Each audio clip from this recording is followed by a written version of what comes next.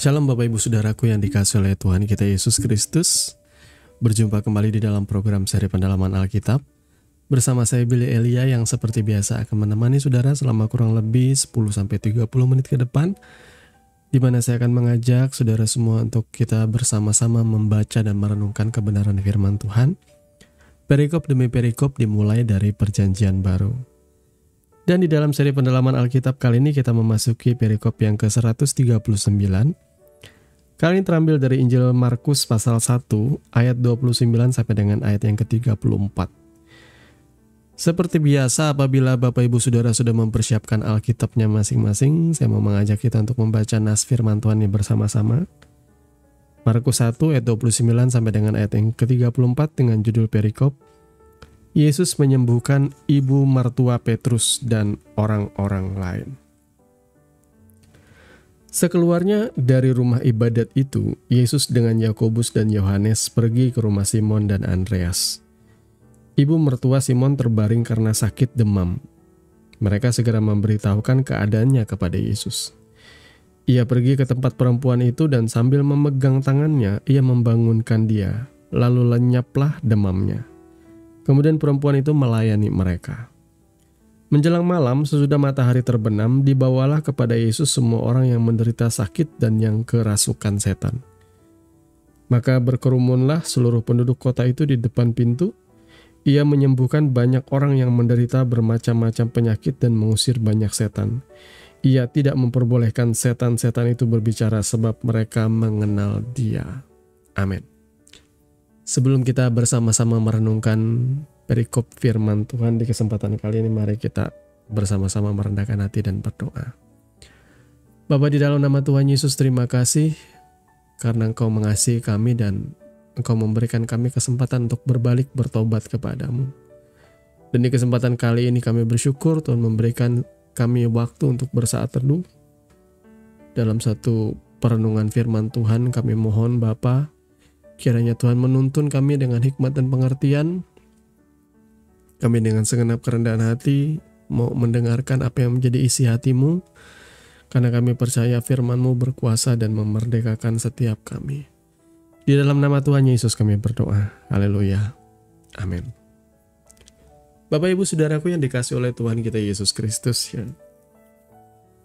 Nas firman Tuhan kali ini sekali lagi merupakan kelanjutan dari episode atau perikop sebelumnya. Jadi kalau Bapak Ibu Saudara yang rindu mendengarkan seri pendalaman Alkitab dengan lengkap, Saudara bisa melihat di playlist kita, seri pendalaman Alkitab. Bahkan ada yang mulai dari perikop yang pertama ya, dari Matius pasal 1 dan seterusnya, Saudaraku ya. Supaya Saudara boleh semakin diperlengkapi dengan kebenaran. Jadi tidak ada salahnya memenuhi hati dan pikiran kita dengan kebenaran firman. Jadi jangan cuma ngasih makan jiwa kita atau kesenangan atau hobi kita semata.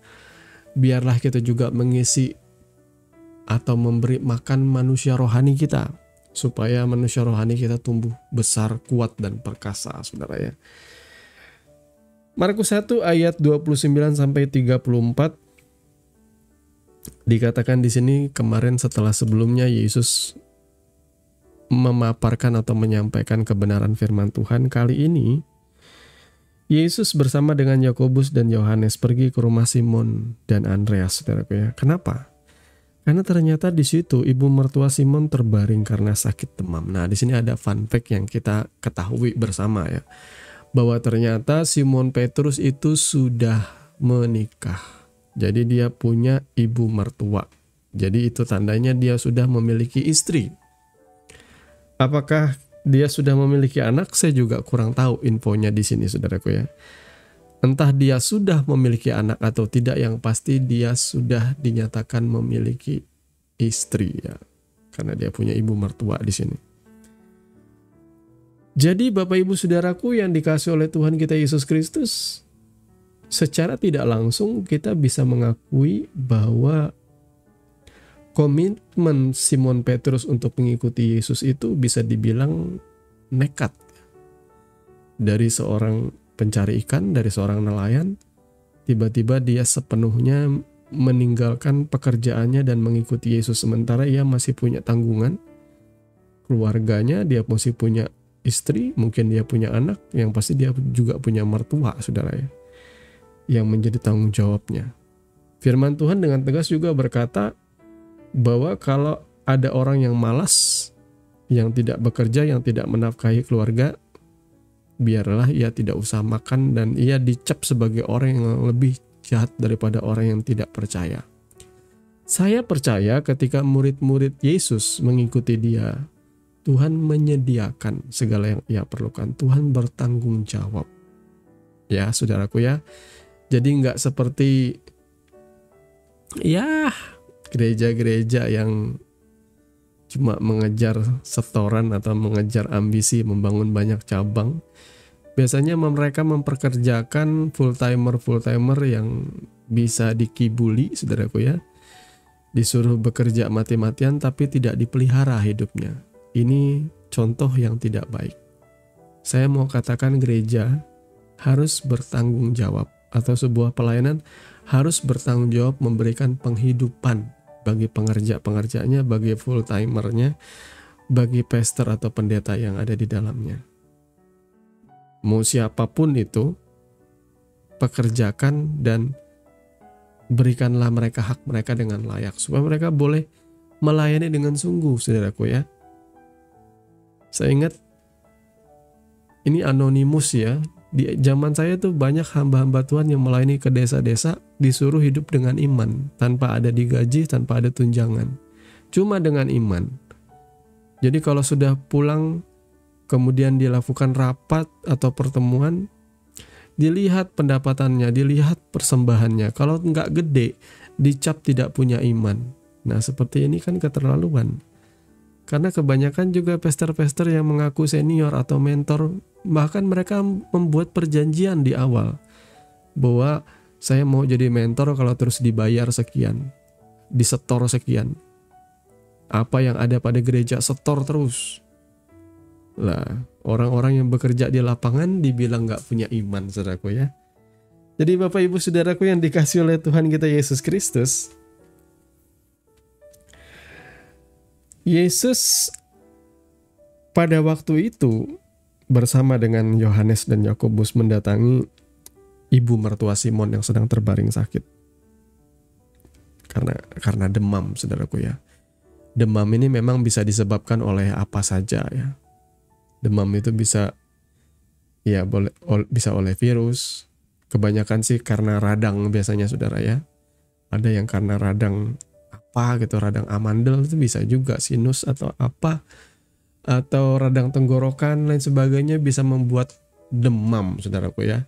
Kalau sekarang sih memang enak ya, tinggal kita datang ke apotik, kita tahu resepnya bagaimana menurunkan atau meredakan radang, kemudian juga meredakan demam, atau kita bisa datang ke dokter, kita bisa beroleh obat, saudara ya.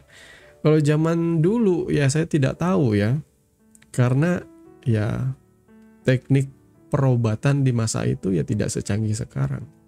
Tapi bukan berarti tabibnya nggak jago, saudaraku ya. Tabibnya bekerja dalam pengalaman. Cuma ya kita harus mengakui bahwa obat-obatannya mungkin tidak sebagus yang sekarang. Penelitiannya juga tidak semaju zaman sekarang. Saudara bisa bayangkan 2025 tahun yang lalu, saudaraku ya. Nah, Bapak Ibu Saudaraku, walaupun seandainya ini demam memang demam yang ringan, justru di sini menjadi menarik bahwa Yesus sekalipun ibu mertua Petrus ini demamnya ringan atau penyakit ini tidaklah berat, karena Alkitab juga memang mencatat ya. Kalau misalnya penyakit itu berat, Alkitab itu akan dengan detail menuliskannya. Misalnya ada seorang wanita yang pendarahan 12 tahun, berarti itu kan parah, saudara ya. 12 tahun nggak sembuh-sembuh. Ada orang yang sakit ini, sakit itu, dijelaskan. Dan kali ini ibu mertua Petrus cuma demam doang. Tetapi Yesus berkenan datang untuk menyembuhkannya.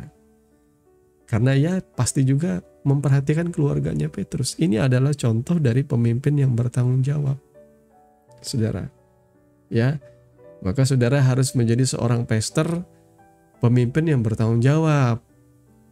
Kecenderungan hari ini, maaf, Pastor-pastor itu lebih fokus kepada donatur-donaturnya. Selalu diperhatikan, dikirimi SMS, ayat firman Tuhan atau renungan. Supaya apa ya? Supaya di-maintenance dengan baik. Sementara pengerja-pengerjanya yang bekerja melayani di ladang Tuhan, yang membantu dalam pelayanan, ya belum tentu dikirim ayat ya. Yang diharapkan sih ya dikirimi transferan ya, supaya hidup sejahtera. Misalnya yang punya anak istri, punya bayi yang butuh uang susu, ya diberikanlah tunjangan yang layak.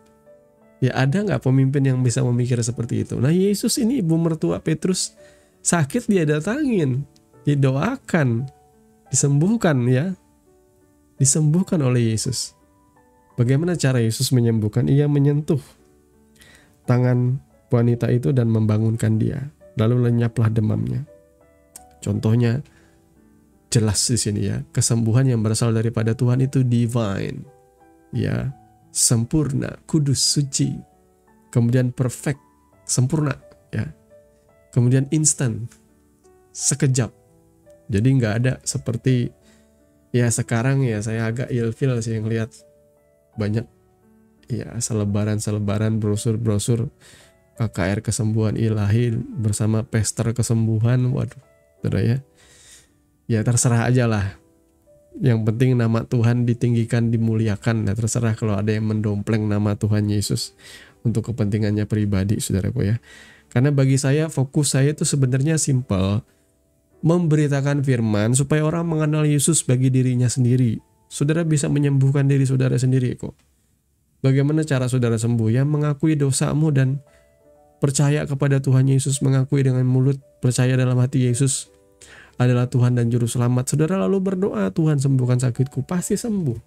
Tanpa saudara minta tumpang tangan dengan pendeta. Saya nggak pernah mau minta tumpang tangan sama pendeta, saudaraku. Karena apa? Karena saya tahu sudah kebenarannya. Saya murid Yesus, saya punya kuasa, saya punya otoritas kok. Gak usah cari pendeta untuk disembuhkan, saudaraku. Berdoa aja sama Tuhan, itu namanya iman. Nah kemudian menjelang malam, kemudian setelah wanita ini sembuh ya, ibu mertua Petrus ini sembuh, perempuan itu melayani mereka. Ini menarik, ini menjadi sebuah hikmat bagi kita. Saat kita berdoa kepada Tuhan, saat kita memohon pemulihan, kesembuhan daripada Tuhan, dan kita mengalami pertolongan Tuhan, mengalami mujizat Tuhan, jangan lupa. Ini bisa menjadi sebuah awal bagi saudara untuk melayani Dia. Karena dikatakan di sini, perempuan itu melayani mereka. Ketika ia sudah disembuhkan, ia meresponi kesembuhan itu dengan menghormati Yesus, dengan melayani mereka. Ya, saudara ingat, kalau saudara diberikan kesempatan sembuh, diberi kesempatan pulih, apapun keadaanmu yang dulu buruk, tiba-tiba dipulihkan Tuhan menjadi sangat baik, luar biasa baik. Saudara yang dulunya sakit, sudah berobat kemana-mana, tidak kunjung sembuh, tapi kemudian saudara disembuhkan secara instan sempurna oleh Tuhan. Ingatlah, layanilah Tuhan seumur hidupmu. Menjelang malam, sesudah matahari terbenam, dibawalah kepada Yesus semua orang yang menderita sakit dan yang kerasukan setan. Jadi kesembuhan yang dialami oleh ibu mertua Petrus itu membawa kesaksian yang luar biasa. Membuat banyak orang ditarik. Karena Tuhan ditinggikan, kuasa kerajaan surga dinyatakan, sehingga itu akan menarik banyak jiwa datang. Saudaraku, ini konsepnya ya. Ketika kita meninggikan Yesus, bukan meninggikan bendera gereja kita, bukan meninggikan nama kita, bukan meninggikan apapun yang kita punya dalam gereja itu. Pada waktu itulah kita akan boleh menarik banyak jiwa, saudaraku ya. Banyak orang sakit dibawa kepada Yesus dan yang kerasukan setan juga. Mereka sampai berkerumun. Seluruh penduduk itu sampai berkerumun, saudaraku ya. Ini saya juga dengar cerita dari teman saya. Kalau dulu dia pernah bekerja dan pekerjaan itu mengharuskan dia berada di sebuah desa atau kampung, saudaraku ya. Di situ ada orang kesurupan. Nah, teman saya ini bukanlah pastor, dia adalah ya aktivis rohani ya, orang yang bisa dibilang murid lah, yang melayani pekerjaan Tuhan sedari muda, dari SMA gitu ya, sampai kuliah, sampai akhirnya bekerja. Dia akhirnya fokus di pekerjaannya di desa ke desa ya. Kemudian ada orang yang bilang ada yang kesurupan, ada yang kerasukan setan. Terus dia layani, teman saya ini layani. Dan setelah ia melayani orang yang kesurupan atau kerasukan setan itu dan dilepaskan, tahu-tahu saudaraku, setelah itu banyak orang di kampung itu memang datang membawa orang sakit, membawa orang yang rindu didoakan dan lain sebagainya. Banyak, ini menjadi sebuah kesaksian yang indah. Ini menjadi sebuah contoh bahwa apa yang terjadi di sini memang real ya. Saya juga pernah mengalami dulu, kalau kita sudah dalam penyertaan Tuhan dan mujizat Tuhan terjadi, maka itu akan menarik banyak jiwa. Di mana ada kuasa Tuhan bekerja akan menarik banyak jiwa. Hanya saja di sini hati-hati. Jangan lalu melabeli diri saudara sakti. Jangan lalu mengambil exposure itu untukmu.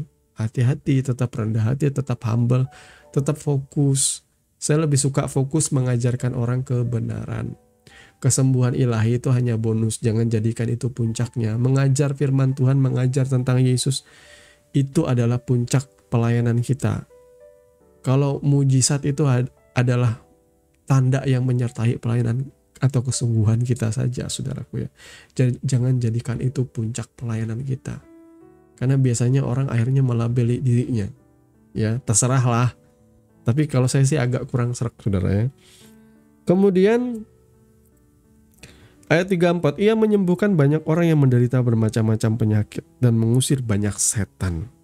Ia tidak memperbolehkan setan-setan itu berbicara sebab mereka mengenal dia. Nah, saya menarik sekali di sini, saudara. Saya tertarik, maksud saya di sini dengan bagian yang ke-34 ini. Setelah Yesus menyembuhkan banyak orang sakit, banyak orang menderita, ia juga mengusir banyak setan. Dan setelah itu ia tidak memperbolehkan setan-setan itu berbicara sebab mereka mengenal dia. Menariknya di sini ternyata setan itu mengenal siapa Yesus, yang kudus dari Allah.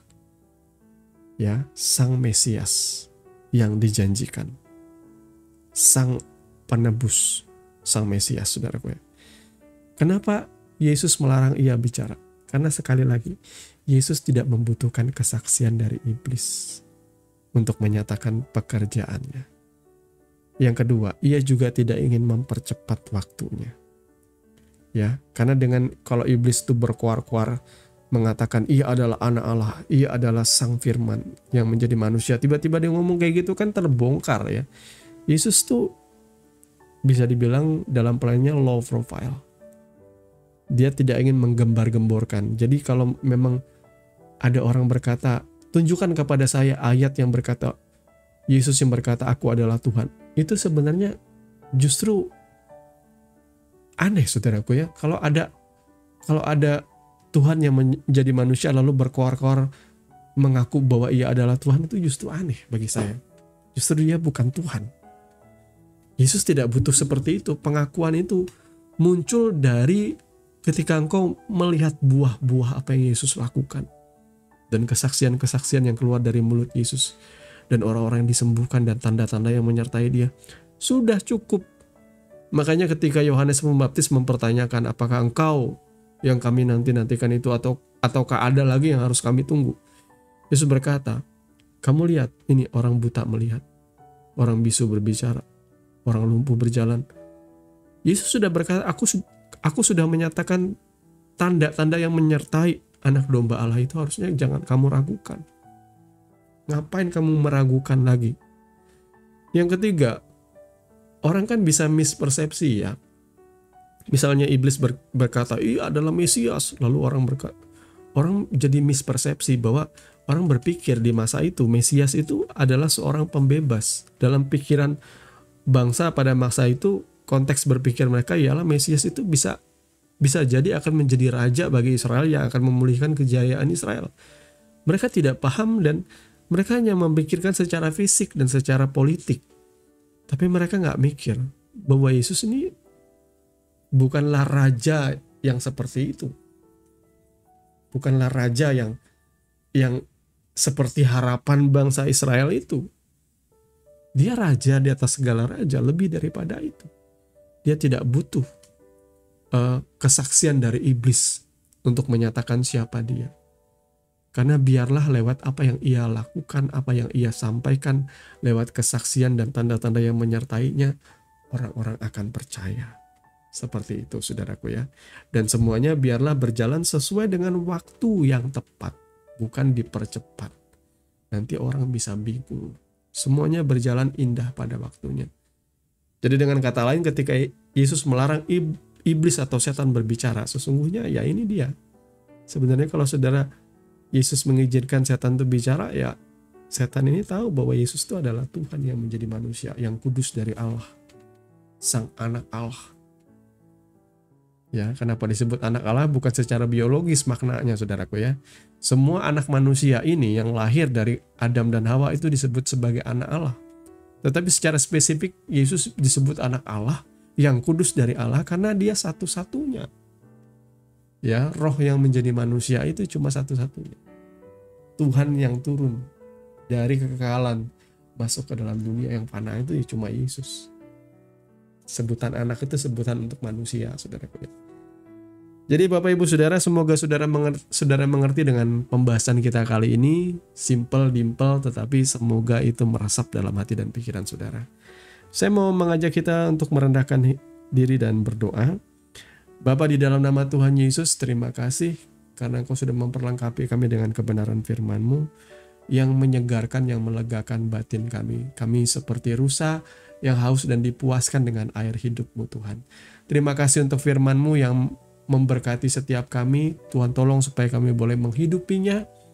Tuhan tolong supaya kami boleh berjalan di atasnya dan membangun kehidupan kami sesuai dan seturut dasar firman. Di dalam dan demi nama Tuhan Yesus kami berdoa dan mengucap syukur. Haleluya. Amin. Bapak Ibu Saudaraku yang dikasihi oleh Tuhan kita Yesus Kristus, kami dari program Seri Pendalaman Alkitab mengucapkan banyak terima kasih atas dukungan saudara untuk terus mengikuti channel ini dan mendukung kami di dalam doa. Besar harapan kami, saudara selalu bertumbuh dan selalu haus dan lapar akan kebenaran firman Tuhan. Akhirnya saya Billy Elia pamit, sampai bertemu lagi di dalam program Seri Pendalaman Alkitab yang berikutnya. Kiranya kasih karunia oleh Tuhan kita Yesus Kristus melimpah dalam kehidupan saudara senantiasa. Shalom.